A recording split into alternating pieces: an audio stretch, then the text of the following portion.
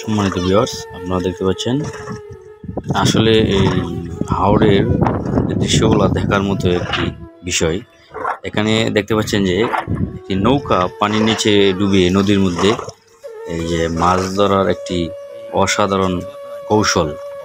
এটা আসলে আমি নিজে দেখে মানে অবাক লেগে গেলাম যে এত সুন্দর করে মানে নৌকাটা পানির নিচে দেওয়ার পর এখানে আবার নৌকার মধ্যে যে কিছু আবর্জনা গাছপালা বা ডাল এগুলো দিতে হয়। এগুলো দেওয়ার পর দেখেন কীভাবে মাছগুলো ধরা হয়। আসলে একটা বাইম মাছ এই যে এই মুহূর্তে আপনারা দেখতে পাচ্ছেন এই নৌকাটার পানি সেচার পর একটা বাইম মাছ, এই যে বাইম মাছটা আসলে ধরতে পারতেছে না, মানে কাটা লাগে তো, তাই এটা কি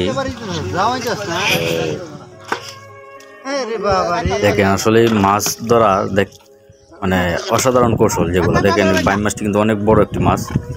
বাইম মাছটি ধরতে পারতেছে না।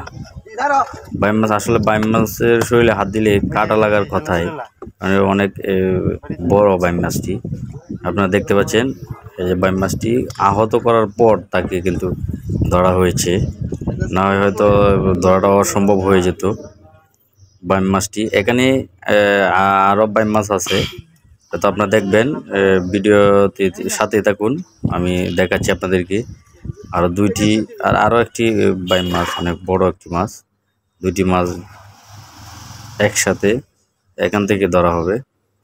আসলে হাওড় এলাকার মানুষ নদীমাতৃক এলাকা, এখানে আসলে মাছ প্রচুর মাছ পাওয়া যায় নদীর মধ্যে। আসলে বৃষ্টি বা পানি কম থাকা সত্ত্বেও যে মাছগুলো আসলে পাওয়া যায়, এটা উজানে তেমন এই মাছগুলো আসলে পাওয়া যায় না।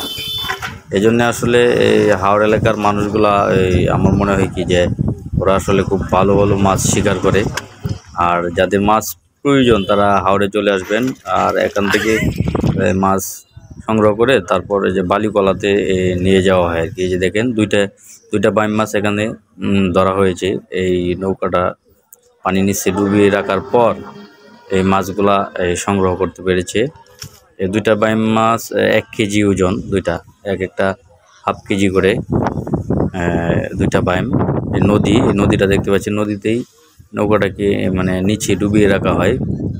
তারপর 2 দিন বা 1 দিন 3 দিন পর এই নৌকাটা আবার এই নদী থেকে উপরে নিয়ে আসে।